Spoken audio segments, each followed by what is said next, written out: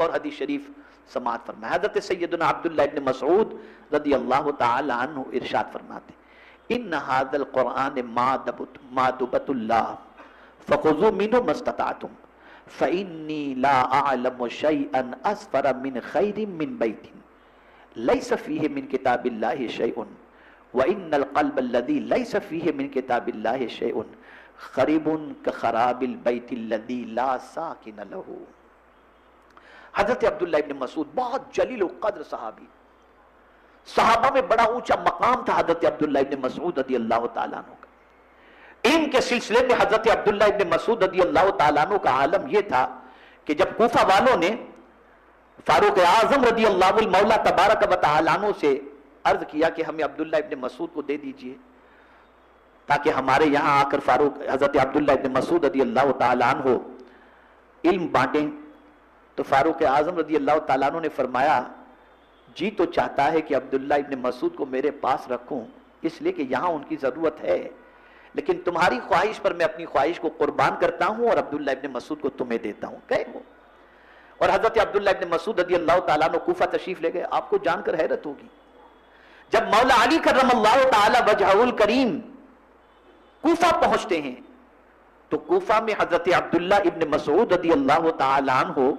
ان کے استقبال کے لیے جب تشریف لے جاتے ہیں اور ساتھ میں جن لوگوں کو لے کر کے جاتے ہیں تو ان کے ساتھ تقریباً 4000 علماء تھے. 4000 علماء. اور جب حضرت مولا علی کرم اللہ تعالی وجہہ الکریم نے اتنی بڑی تعداد دیکھی تو برجستہ فرمانے لگے اے عبداللہ تم نے تو کوفہ کو علم سے بھر دیا ہے. یہ حضرت عبداللہ ابن مسعود رضی اللہ تعالی اتنے جلیل القدر صحابی، بہت بڑے صحابی، بہت اچھا قرآن پڑھتے تھے. حضور صلی اللہ علیہ وسلم ان سے قرآن سنتے تھے. حضرت عبداللہ ابن مسعود سے حضور کہتے تھے تم قرآن پڑھو میں قرآن سنتا ہوں. اب آپ سوچئے جن سے حضور قرآن سنتے ہو ان کا مرتبہ کتنا بلند و بالا ہوگا. اب وہ قرآن کے بارے میں کیا فرماتے سنیں. حضرت عبداللہ ابن مسعود رضی اللہ تعالیٰ عنہ ارشاد فرماتے یقیناً یہ قرآن کریم اللہ کا ایک دستور ہے تو اس میں سے اپنی استطاعت کے مطابق لے لو. ایک قانون کی کتاب ہے، دستور کی کتاب ہے، جتنا تم سے ہو سکے اس پر عمل کرنے کے لیے تم لے لو، اپنی استطاعت کے مطابق لے لو. اب حضرت عبداللہ ابن مسعود اپنے علم کے بارے میں فرماتے میرے علم کے مطابق، حضرت عبداللہ ابن مسعود فرماتے میرے علم کے مطابق اس گھر سے زیادہ خیر و برکت سے محروم کوئی چیز نہیں. غور سے سنیے گا، اس گھر سے زیادہ خیر و برکت سے محروم کوئی شے نہیں، یعنی کوئی گھر ایسا نہیں جس گھر میں خیر و برکت نہیں ہو. کس چیز سے؟ اس گھر میں خیر و برکت جہاں اللہ کی کتاب میں سے کچھ بھی نہ ہو. یعنی جس گھر میں قرآن مقدس کی تلاوت نہیں ہوتی اور قرآن نہیں پڑھا جاتا، قرآن پر عمل نہیں کیا جاتا، اس گھر میں کوئی خیر و برکت ہوتی ہی نہیں، ہوتی نہیں.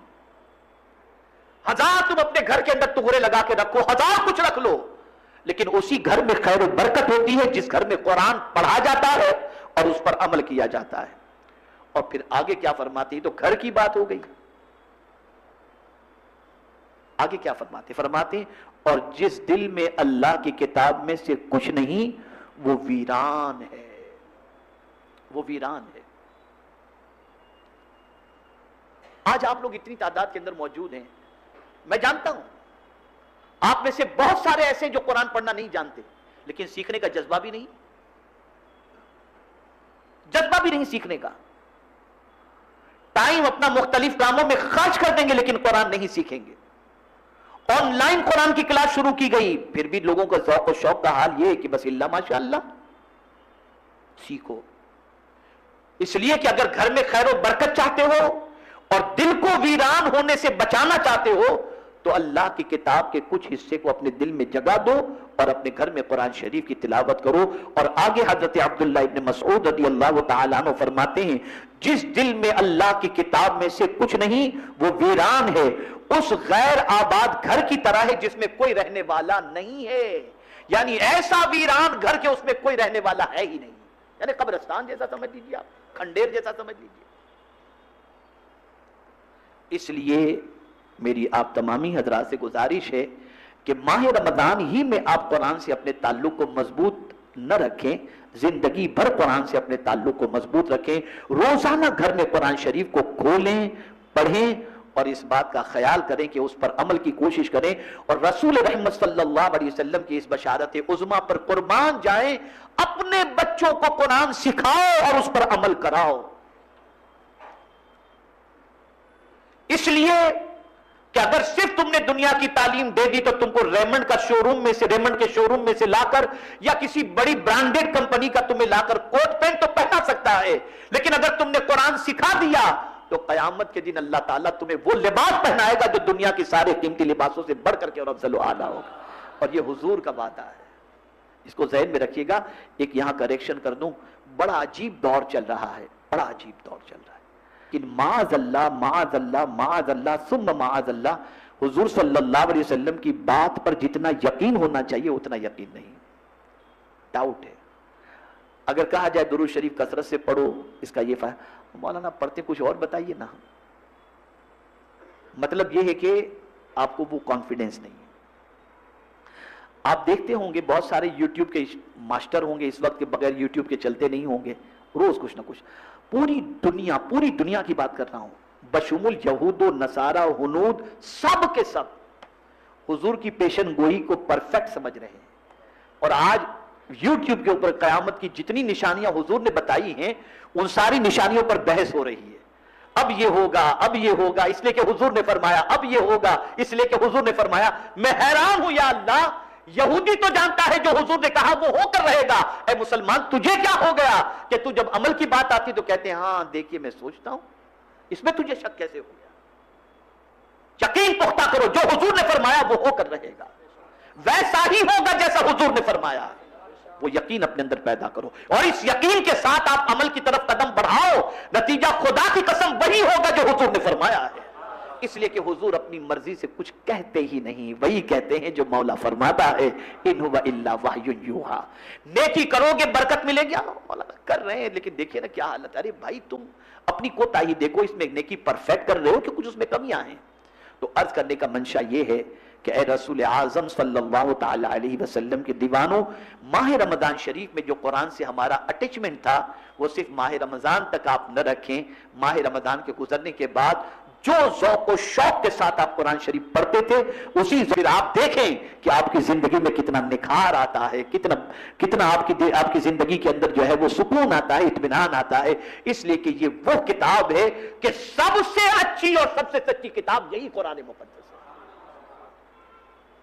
تو آج میں نے چاہا کہ آپ کو یہ بتاؤں کہ رمضان شریف کے بعد قرآن کو طاقی زینت بنا کر نہ رکھیں،